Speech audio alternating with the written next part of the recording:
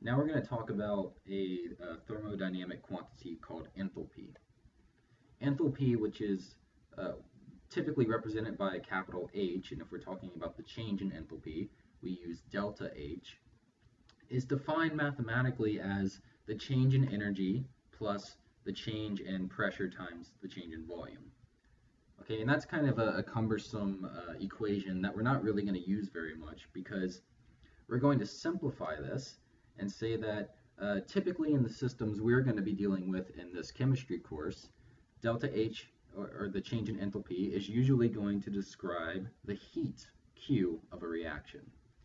And delta H describes the heat of a reaction whenever the pressure is constant. So when we're dealing with constant pressure conditions, which we typically will be in this chemistry course. Okay, so for our purposes, delta H is going to be equal to Q under constant pressure conditions.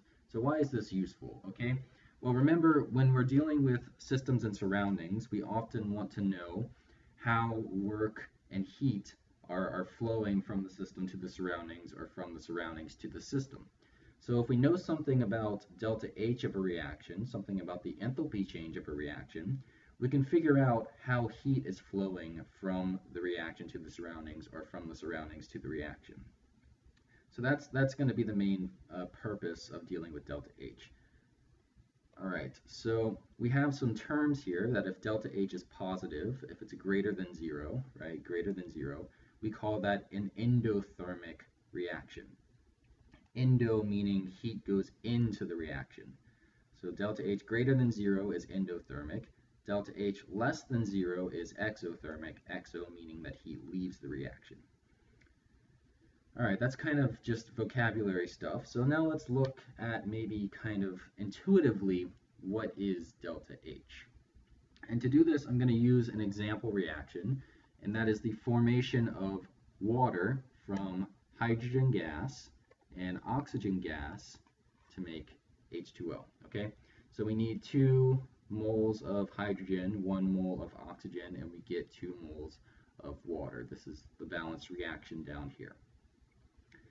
All right, so to start, before this reaction begins, we start with these gas molecules of hydrogen and oxygen, and the hydrogen atoms are bound to each other in a diatomic way, right? So there are 2 electrons holding these 2 hydrogen atoms together, and there are 2 electrons holding these 2 hydrogen atoms together, and there are 2 electrons holding these 2 oxygen atoms together.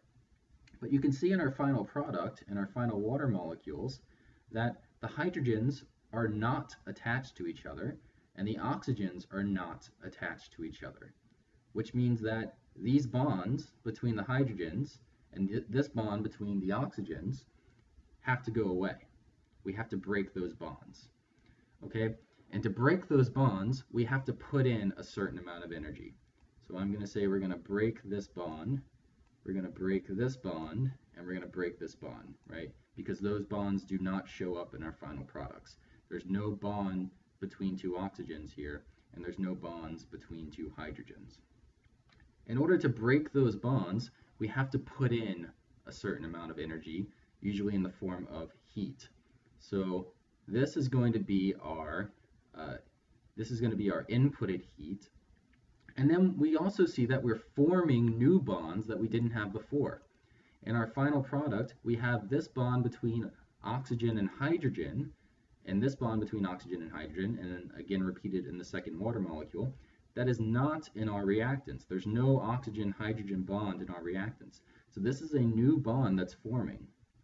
So let me see if I can get a different color here. This is a new bond that's forming, right? All 4 of these oxygen-hydrogen bonds are new bonds. And whenever bonds form, if you remember from Chemistry 1201, when bonds form, we release energy. So there's energy released by the formation of these bonds. These are poorly drawn arrows I'm drawing here. Okay, that's energy released, and we had to put in energy to break these bonds in our reactants. So this is energy in. All right. So reactants energy in to break the bonds, products energy out to form the bonds. Delta H delta H, for our purposes anyways, can be represented as the difference between the energy we get out by the formation of bonds in the products and the energy we put in to break the bonds in the reactants. So it's going to be, let me see if I can write this, the energy, oh man, this is going to be, I'm doing this with a mouse, so this is going to be a little messy, but the energy released by this, oh goodness, okay, all right, this says released.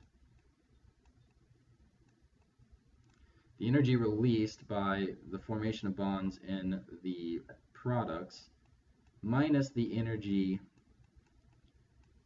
absorbed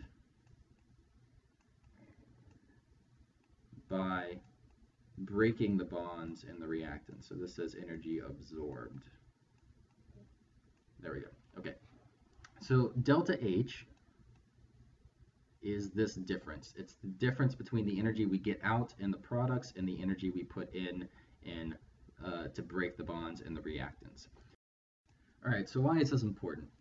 Well, these values that we use for the energy released and the energy absorbed are typically going to be negative values. So it's going to be, some negative energy release. So I'll say E sub R minus some negative energy absorbed,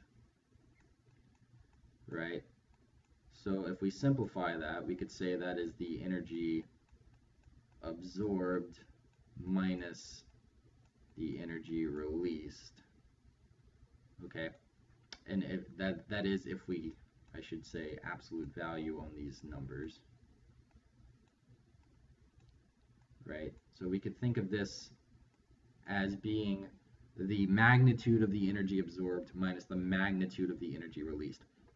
And what this means is that if more energy is released in our products than energy is absorbed in our reactants, we end up getting a negative number, right? So a number less than 0, because if this number is bigger than this one, this whole number is going to be 0, which means our delta H is less than 0, if that's the case.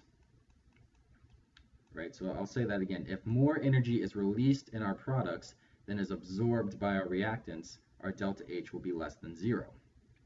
Why is that important? Because that means that our bonds in our products are stronger than our bonds in our reactants, or at least they have more, they are releasing more energy than we put in to break the bonds in the reactants.